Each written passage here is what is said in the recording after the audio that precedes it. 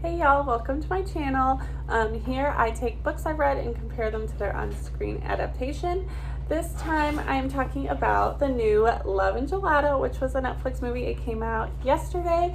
I just finished the book today on my break at work, and then I just finished the movie like 5 minutes ago, and I hated the movie. Surprise, surprise, let's dig in. First of all, I'm not sure why they even called it Love and Gelato, because it was so different from the book. Like, how can you even compare it to the book?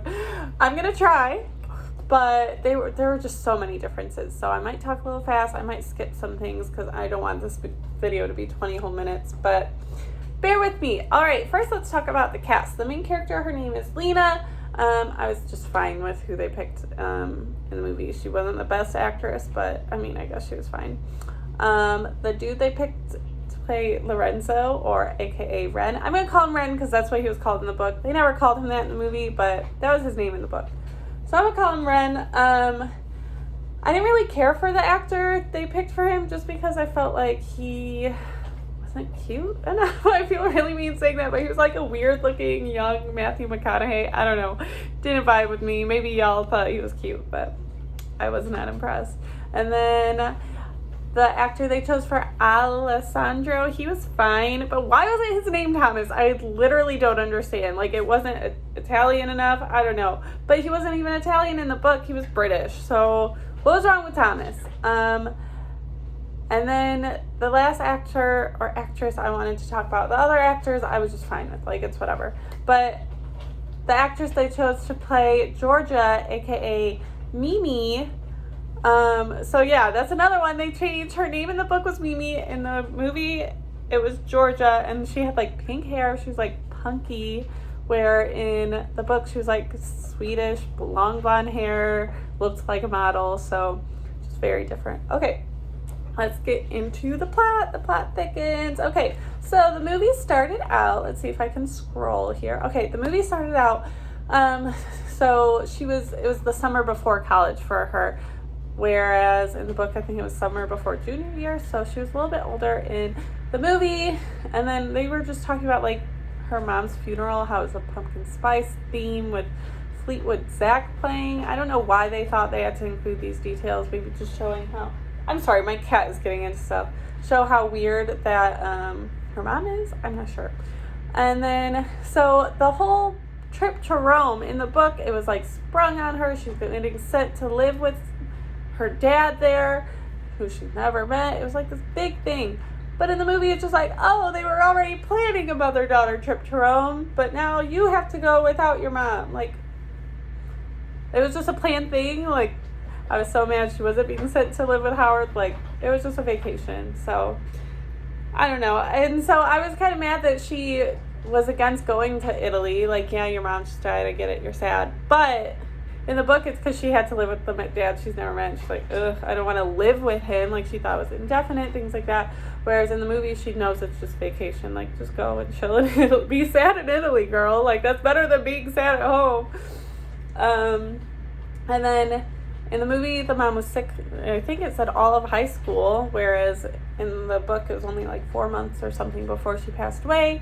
Lena meets Francesca right away. It's like her Italian godmother. She lives with Francesca. Francesca was not very prominent in the book. Let me just tell you, if you have not read the book, by the way, spoilers ahead for both. If y'all haven't read the book or watched the movie, spoilers, in case you didn't know. But yeah, in the book, she met Francesca once, and that was it. But in the movie, she lives with her, so weird. And then I was mad because of course it's in Rome, not Florence. Why are y'all changing it? Why are you changing the whole setting? That means every scene that happened in this book, that happened while they're sightseeing and doing touristy stuff, going to the Duomo, and everywhere they went in here, just doesn't happen in the movie because they're not in freaking Florence. They're in Rome for some reason. She meets Ren at some mixer for graduates, except she doesn't even talk to him. She just sees him there, and then she meets, not Thomas, what's his name? Alessandro. She meets Alessandro there, which is weird. Like, she meets him first. And then Howard is referred to as Francesca's cousin, but they say it like they're not really cousins, but it's never really clarified if they're cousins or not. like, in the book, it was very clear they were all part of a friend group, but in the movie, it's just iffy, like, how these people even know each other. Mom's journal entries were not prominent at all in the movie, so you don't, like, her whole journal story was different, of course. I can't even get into every detail of that. Like, it was so different, so lacking in substance. And she had this big friend group, and they were all friends, and it's not even mentioned. So who knows who Howard is? Are they cousins? Are they friends, cousins? I don't know. Was she just saying cousin because he's around a lot, because he wants to be her dad? I don't know. It's all confusing. In the movie, the mom was only there for a summer, where I think it was like a whole school year in the book. I did not look at the journal dates. I think it was a school year, though. The mom didn't tell Lena stories about Howard before she died. She'd never heard of Howard until she got there. And then I thought it was weird. Alessandro's going to Harvard, so he's like, hey, I'm coming to America too. Like, just another reason for them to get together, I guess. There's no living in the cemetery because, again, they're not in Florence. Like, these are all... I feel like these are all things that kind of just make the book unique, and they just stripped it away. And then Francesca got the journal, and she was giving it to Lena, and she said, she asked me to give it to you, which is the biggest thing in the book. Sonia, who's not even a character in the movie, she just assumes it's for Lena and gives it to her, but really it's for Howard. But no, she explicitly, oh, she told me to give this to you. All right, done. That's over. And then I thought it was weird, like, Alessandro got a whole backstory, and then he calls her, and it turns out her friend Addie had made a fake social media profile for her. What kind of friend is this? They just gloss right over it. That is a huge issue, and Addie kept meddling throughout the whole movie, which I forget Addie. And then, of course, I had to have an annoying scene where she learns to walk in heels. Princess Diaries did it better. Okay, y'all. And then one thing that's different in the movie, she speaks Italian pretty well, understands it pretty well. She got a 5 on the AP or whatever. In the book, she doesn't know any Italian. She's trying to learn it. And then I'm so mad. Y'all, I have a headache from this movie. It was so bad. So in the book, like, Ren took her to, like, this, like, friend party where she met Elena and Marco and all these friends. In the movie, what's his name? Thomas Alessandro brings her to some bougie fundraiser party. Boring. I mean, it was cool when they played tag together. That was kind of fun. But, like, I'd rather see a friend party and see her meet new friends and stuff. I don't know. So I cut all those characters too.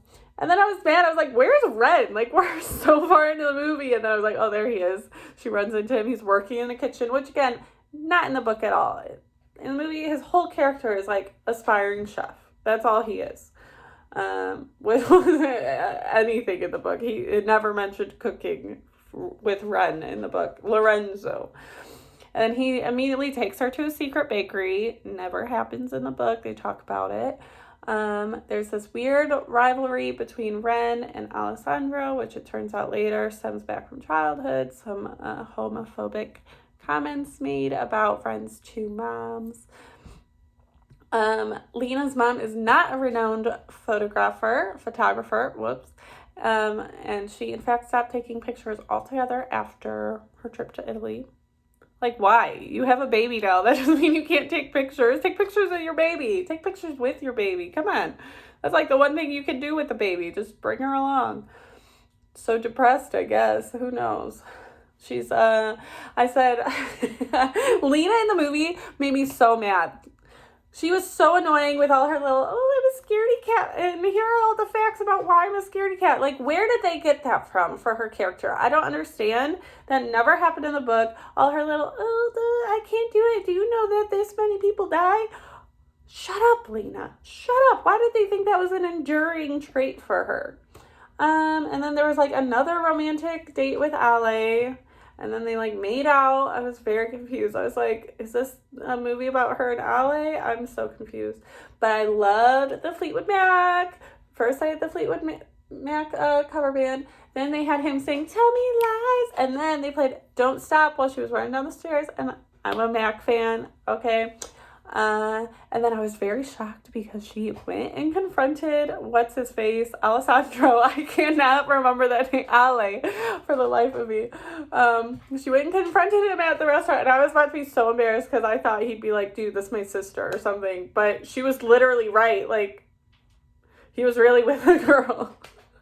And he didn't even try to deny anything. He's just like, all right, bye. Like, she's like, you're garbage, blah, blah, blah, bye. And he's like, and then even the girl he was with was like, you're trash. And he's like, yeah.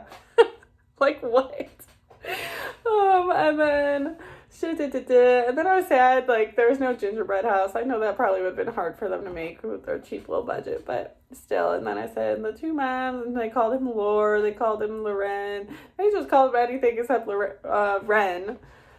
And then that's when Georgia came in, and I was confused because I was like, that's Mimi? And then she finds out that Howard isn't her father from him. He just tells her, I'm not your father, which is not how it happens in the book. In the book, it's a big reveal from the journal. She thinks it, and then she thinks he thinks it. But no, he just straight up is like, I'm not your dad. And by the way, your dad's this guy named Matteo Rossi, and there's still an hour left of the movie. Like, that happens at the very end of the book. There's all a big reveal comes. It's a big mystery, pretty much, of the book. It's just halfway through the dang movie, and they're just, yep, I'm not your dad. This guy Matteo is. All right. What? And then he said, she's like, why didn't she just tell me this or something? I don't even remember. This movie was so boring. But I wrote on here, I said, the mom wanted Lena to discover who her dad is on her own. Why? Oh, yeah, she was mad. She's like, Howard, why didn't you just tell me from the jump or whatever? And he's like, I think she wanted you to discover on your own. Discover what? Why? How would I discover that without you telling me? In the movie version of the journal, it never mentions Matteo's name. So what do you mean? How would I have discovered this on my own? They did not, like, literally, why are you writing a script when you've got this? Why are you reworking the whole thing? Just follow it. Just follow the book. Yours has plot holes. This one didn't. And then she plans to find Matteo on her own. She looks him up. She finds the address. She gets on a plane to Florence finally. I guess who she just happens to bump into on the only train to Florence. It's Ren. Oh, Lorenzo. Oh. So then they bond on the train. They finally get to look around Florence. Wow, we finally get to see it. Except, oh yeah, the whole thing's just a music montage. So you don't even get to hear them talking, hear them bonding, hear the fun facts. It's just Florence. And then that's it. You can tell how mad I am. And then, so she gets to the gallery. I'm skipping so many things, but she gets to the gallery and she's waiting to talk to Matteo or whatever.